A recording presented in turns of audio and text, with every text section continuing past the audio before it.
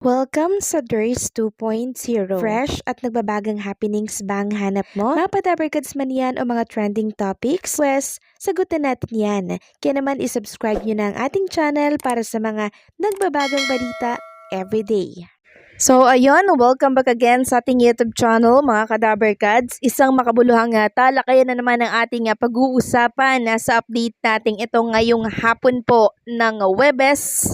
At kanina nga po ay live na live nating napanood ang Itbulaga. Bumungad sa atin ang mga singing queens and the present na din si Boss Joey, si Tito Soto, si Maine, si Miles, si Raisa May at ang mga dabarkads natin maliban po dito kay Bossing Big Soto na tila baga ay nag-extend po ng vacation dyan sa Japan. Samantalang, happy birthday kay Amber. Ito po ang first birthday niya dito po sa Itbulaga kasama ang ating mga dabarkads. So, ang wish niya daw mga kadabarkads ay magka-billboard at makauwi na yung daddy niya from Korea. So, nag-iyakan po sila ng ina niya dito po sa studio ng Itbulaga sa mga mensahe po ng mga dabarkads natin. So, ayan po, makikita nyo dyan na talaga namang emosyonal yung mommy po ni Amber and syempre itong si Amber. So, yung billboard na yan, Amber, darating din yan sa tamang panahon. Basta paghusayan mo lang, bibuhan mo lang sa Itbulaga kasi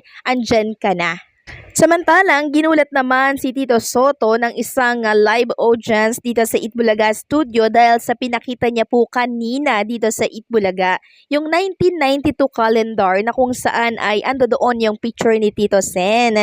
So, dinala niya po yon, then pinapirmahan niya po dito sa Itbulaga. Akalahin niyo yun, 1992, buhay na buhay pa at talagang tinago niya to para po mapapirmahan kay Tito Soto. And ngayon, natupad na po yung kanyang gustong mangyari. Pinirmahan po talaga ni Tito Sen. Tapos, nakakiss pa po siya kay Tito Soto. Nakakatuwa lang, di ba?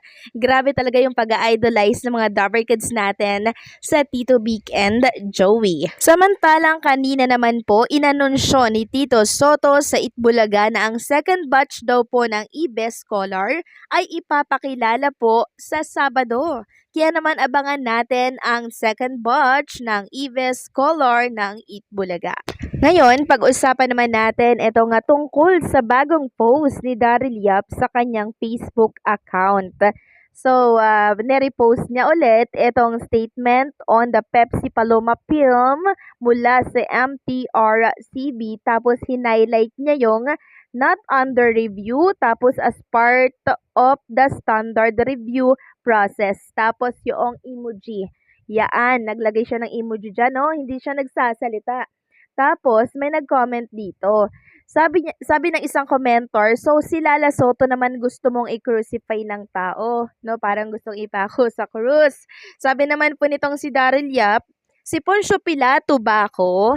So, nakakaloko siya, di ba mga kadabarkads? Parang si Miss Lala Soto naman, yung kanyang binubueltahan na dito dahil sa hindi pagtanggap ng naturang pelikula. So, para ulit sa mga hindi nakakaalam kung bakit hindi po yan tinanggap, dahil nga po hindi ma-comply ng kampo ni Mr. Daryl Yap yung hinihingi pong requirements ng MTRCB, which is may kaso nga po yan sa Muntinlupa Trial Court.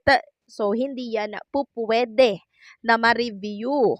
At alam nyo po ba mga kadabarkads, since hindi ito mapapalabas sa sinihan kasi nga po merong nakabingbing kaso, parang sa Netflix din po mga kadabarkads ay hindi rin po ito bibilhin.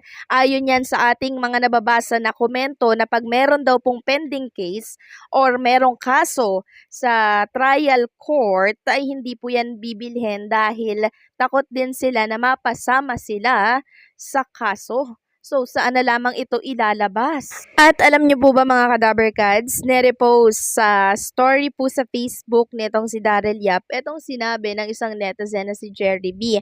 Sabi ni Jerry B dito, kung hindi consistent ang tindig natin, sasabihin ng mga tao, nagagalit lang kayo kapag sinesensor kayo. Kapag kaaway ninyo, wala kayong kibo. Pangalawang sinabi, panoorin ko ba ang pelikula ni Daryl Yap? Maaring hindi, pero kung paanong nanindigan tayo tungkol sa censorship at sa paggamit sa PD 1986, para supilin ang mga pelikula na hindi pumapabor sa panlasa ng estado o kung sino man ang nakaupo sa MTRCB. Ganon din dapat ang tindig natin sa iba pang mga pelikula na nakararanas o makakaranas ng censorship.